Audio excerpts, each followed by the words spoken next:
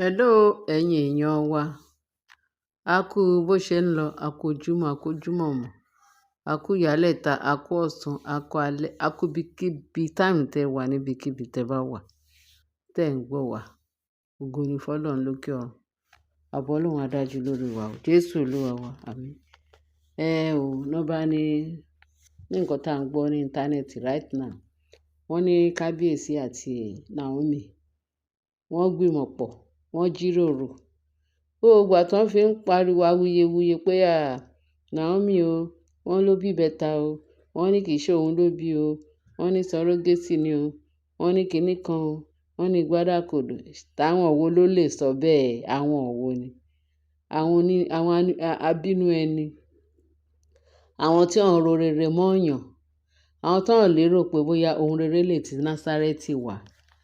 Irú wọn náà ni, àwọn ìran wọn náà ni, àwọn ìran burúkú, ìrankíran.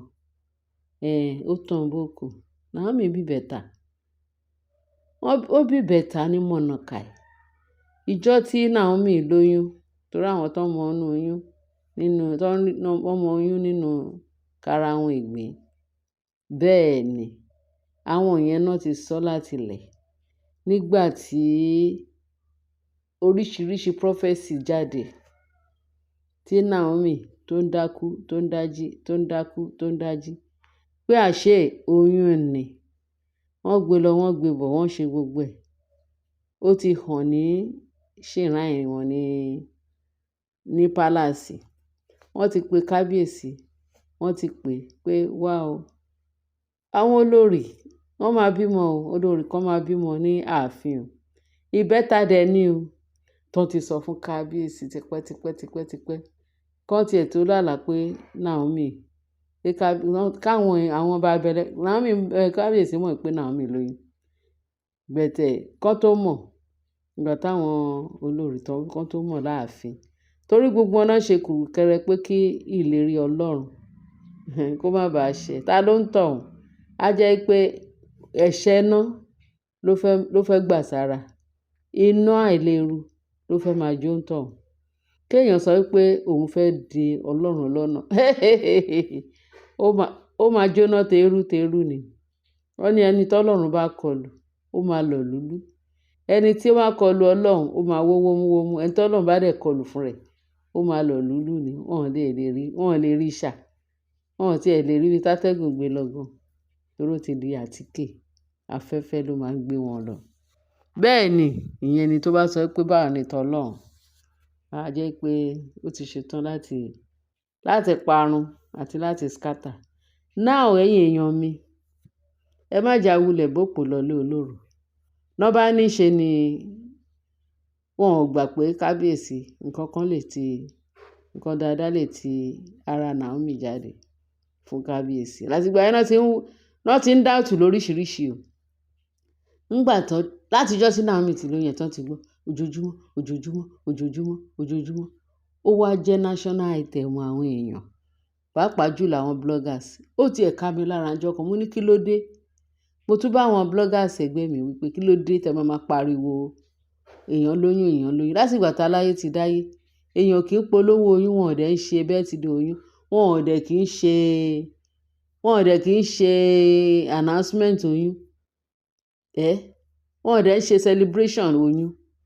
Celebration tí mo mọ̀ tí àwọn èèyàn máa ń ṣe, ọmọ ni, tọ́mọ bá ti délé ayé. Ẹ ti rí etí, ẹ ti rí imú, ẹ ti rójú, ẹ ti rí gbogbo ẹ̀ tó ti pé pérépéré. Àwa ṣẹ̀ṣẹ̀ wá gbé ìyìn fún Ọlọ́run pé ó ṣe tó fi sọ̀ kalẹ̀ láì, tó fi sọ ọmọbìnrin yẹn láyọ̀ àtàlàáfíà. Tá dẹ̀ rí gbóhùn ìyá, ta gbóhùn ọmọ. Nǹkan tá máa ń celebrate nìyẹn. Ọjọ́ kẹjọ á dẹ̀ sọ ọmọ lórúkọ. Any amount màálù tó fẹ́ pa ó lè pa, torí a fi ń gbé ògo Ọlọ́run ga ni. Olúwa kú iṣẹ́. Bẹ́ẹ̀ ni. So nǹkan tá a mọ̀ tí ó máa ń ṣẹlẹ̀ nígbà tí Ọlọ́run ti dá ilé ayé yìí, tí èèyàn bá bímọ, èèyàn á celebrate ẹ̀. Èmi ò gbọ́ pé wọ́n celebrate oyún. Ẹ wá o, mò ń celebrate oyún. Ẹ wá o, ìyàwó mi ti lóyún, mo fẹ́ celebrate ẹ̀. Olúwa fẹ́ fi ara ẹ̀ wéwu. Wọ́n dẹ̀ ní tí ṣe ènìyàn bá ń ta yán máa ń fọwọ́ bò jẹ ni. Kí ló dé? Tí gbogbo yín bẹ̀rẹ̀ sí ní ya àwọn yẹn ni o, kì í ṣe gbogbo àwọn olólùfẹ́, àwọn tó mọ rírì nǹkan t'Ọlọ́run ṣe nínú ayé o. ayé wọn kì í ṣe àwọn yẹn ni wọ́n bá wí o. Torí tá a bá ní gbogbo èèyàn ó dàbí pé tá a bá tètè clarify rẹ̀ ká mọ̀ pé kì í ṣe àwọn abínú ẹni, àwọn tó ń fẹ́ nǹkan rí fúnra wọn. Bẹ́ẹ̀ ni àwọn yẹn là ń bá wí. So nọ́ba ní Naomi wá nọ́ba bẹ̀rẹ̀ sí ní ń sọ̀rọ̀ oyún tí tọ́mọ yẹn fi bímọ. Tóyún bá yá lé ní wọ́n á ní ó ti yá. Tóyún bá ń ṣe kíni tó wá dúró díẹ̀ wọ́n á ní ó ti dúró pé kò yá mọ́, kò ṣe kíní, kò ṣe gbá, kò ṣàwọ̀. Bí kábíyèsí máa pánìkì nìyẹn, kábíyèsí máa sọ pé ìlérí Ọlọ́run gbọ́dọ̀ ṣẹ. Ìlérí Ọlọ́run gbọ́dọ̀ ṣẹ kì í ṣe májẹ̀mú òun àtọlọ́run ni. Wọ́n ti sọ pé àti gbogbo àwọn tó ń rí lóríṣiríṣi àwọn alálẹ̀ gbogbo wọ́n prove Sátánì wrong pé àníṣe àsọtẹ́lẹ̀ tí wọ́n sọ pé àwọn ọmọ mẹ́ta máa wáyé pé ó máa wáyé nígbà tó dẹ̀ wá wáyé ìyanu á ṣẹlẹ̀. Ọ̀tọ̀ọ̀tọ̀ náà máa sọ pé ìkan ò sí mọ́, ìkan wà, ìkíní kan o, ìkan ti miscarry kan wọ́n ti ṣe gbogbo ẹ̀. Ìbàjẹ́ èèyàn kò dáṣẹ́ Olúwa dúró. Nígbà tí Naomi wá bímọ yẹn, ìgbà yẹn ni kábíyèsí wá ṣe law yẹn. Ṣé àmọ́ pọ́n ní kábíyèsí ò kí ń fojú róyún pé tó bá ti lóyún báyìí kó tètè kúrò ní ààfin kó lọ bímọ síta. Nǹkan tó túbọ̀ fà á tí gbogbo àrékérekè ìwà burúkú yẹn tó fi gbalẹ̀ kan ní ààfin yẹn tó fi jẹ́ pé ṣe náà ló ń ra ọmọ wá fún kábíyèsí. Kábíyèsí ní kẹ́dẹ̀ máa wo Naomi gbogbo bó ṣe lóyún yẹn òun àti kábíyèsí lọ́jọ́ lóyún yẹn. Bó tún ṣe bímọ yẹn àwọn àti kábíyèsí náà jọ bímọ yẹn. Gbogbo bó ṣe wà nínú oyún tó ń lọ tó ń bọ̀ tó kábíyèsí á jèrè Naomi á jèrè ẹ̀. Á jèrè àwọn ọmọ Naomi á jèrè. Ọlọ́run á wo gbogbo yín pẹ́pẹ́pẹ́pẹ́ àtàwa náà tá à ń ṣe olólùfẹ́ nǹkan rẹ̀. Bẹ́ẹ̀ ni kábíyèsí má jìyà gan-an. Ó mà sọ́fà inú fún àyàfo.